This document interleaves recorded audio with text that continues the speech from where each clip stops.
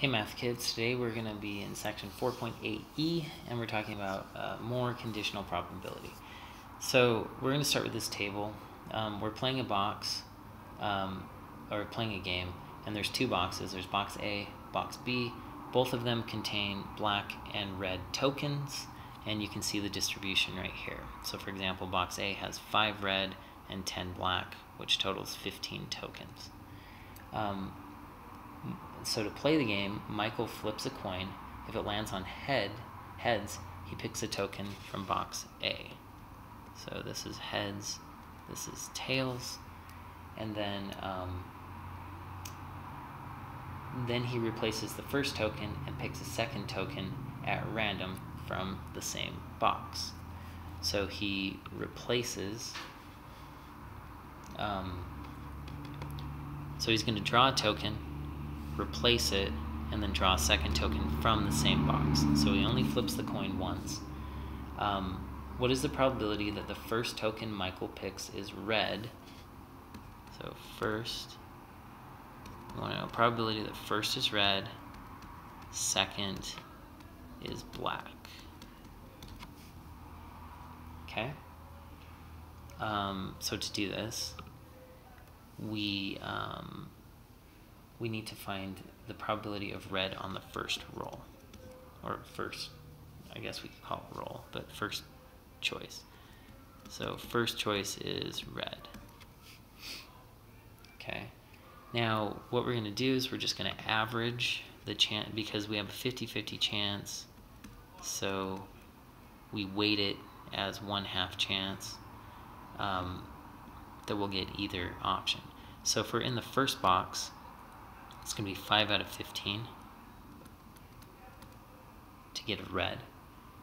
And if we're in the second box, it's going to be 6 out of 14. Okay? And we're just adding these two probabilities and then dividing by 2. It's because they're just as likely. So we average that.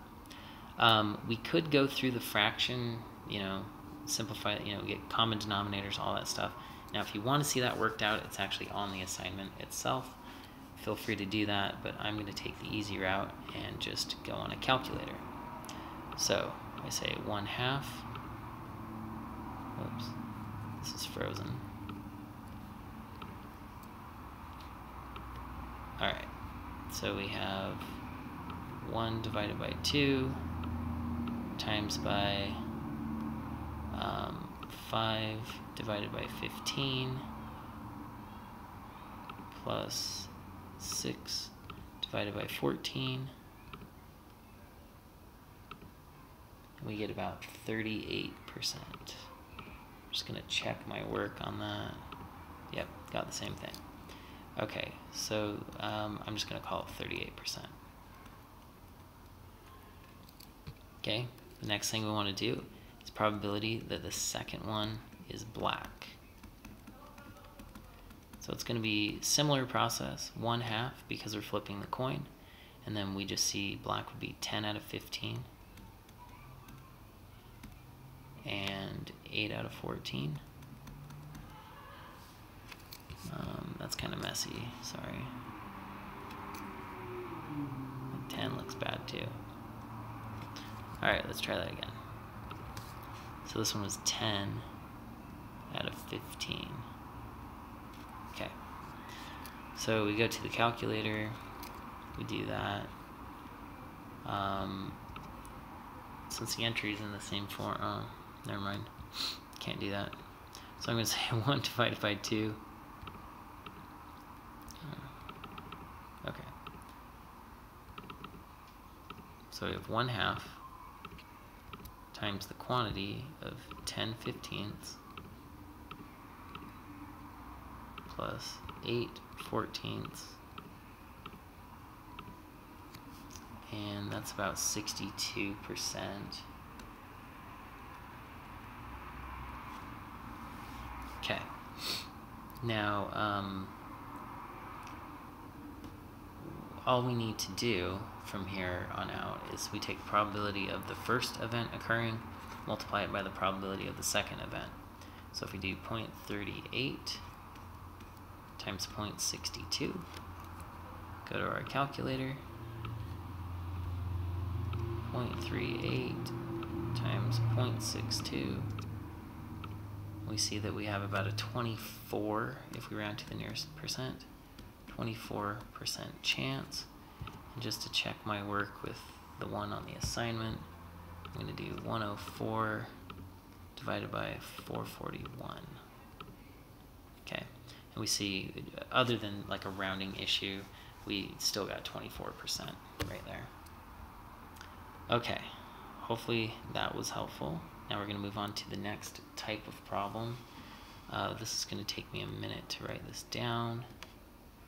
I'm going to say drama, comedy, action, and then zoom out because I need more room, and then total.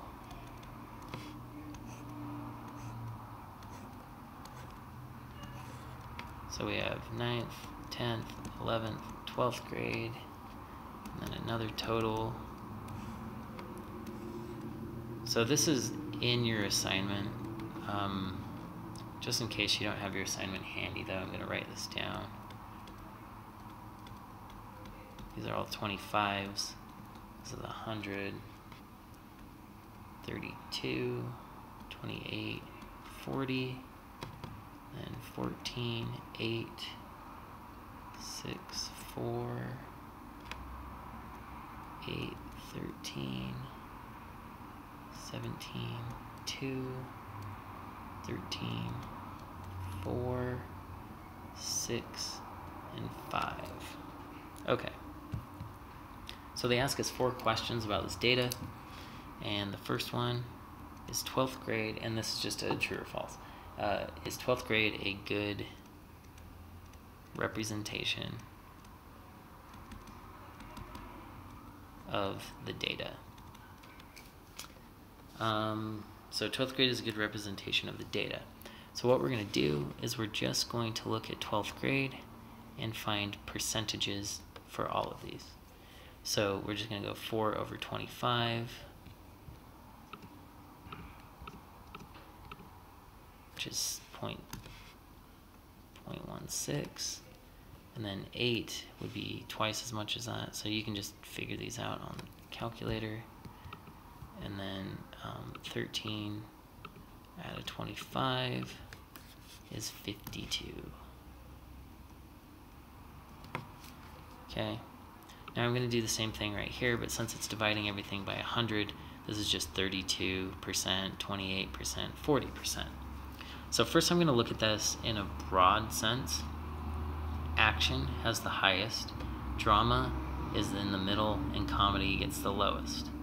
Now if I look at just 12th grade, action's the highest, comedy's the middle, and drama's the lowest. So right there, we can say false. It doesn't even follow close to the same pattern. Okay. Now number 2 asks a similar question, but it's just about 11th grade. So is 11th grade a good representation of the data? So we need to look at just 11th grade. Once again, we'll divide each of these by 25. So that's 0.24. Next one will be 0.8. Or 0.08, sorry. And then 17.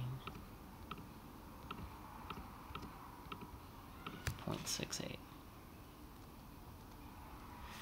So on this one, we follow that broad pattern.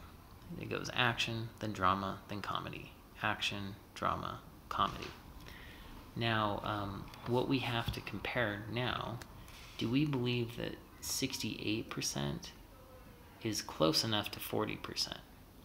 Do we believe that 24 is close enough to 32? And do we believe that 8% is close enough to 28%? My opinion is no. Even though it has a broad curve that would be similar, I'm going to say false on this. Now, if you disagree with that, feel free to justify your answer, and we can go from there. All right, 3. It says that 9th grade and comedy are mutually exclusive. Okay, so what we need to do is we need to look at 9th grade, and we need to look at comedy, and specifically where they cross, which is right there. If they were mutually exclusive, they would have no intersection. And so since there's a 5, meaning some kids are 9th graders who enjoy comedy, this one is also false. Okay, now the last one, grade and genre preferences are dependent. Grade and genre are dependent. Okay, so what we're going to do is we're going to go line by line, and we're just going to look at 9th grade and one of the preferences and see what happens. So 9th grade, drama. So I feel like I need to zoom out one more time. Okay. So what we're going to do, we want to know, we're going to use this thing. P of A, P of B equals P of A and B. So if this is true, then we have an independent situation. If it's false, we have a dependent. Now, what kind of sucks about this situation is if we find it to be independent for this one case, then we have to test another case and test another case. It has to be independent for all the cases. So we'd have to do 9th drama, 9th comedy, 9th action, 10th drama, 10th comedy, 10th action, over and over and over. If we find it to be dependent even once, then it's dependent. So I'm really hoping this is dependent. But probability of A would be the probability that we're a 9th grader. So we have a 25 out of 100 chance of being a 9th grader. Now the probability of liking drama is 32 out of 100.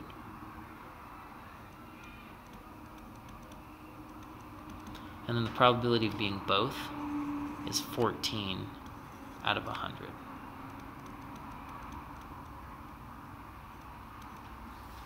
Okay, so we need to see, I'm just going to change these into decimals. So the left side of the equation is 25 divided by 100 times 32 divided by 100. So we get 8.8. And then 14 divided by 100 is just going to be 0.14. Since these are not the same, they are dependent, which means we don't have to test it for anything else. And just to be clear, this false goes with this one. That's a little confusing, sorry about that. Grade and genre are dependent, so that one is actually true. Okay, if you need additional help, please come to Math Lab. Until then, calculator.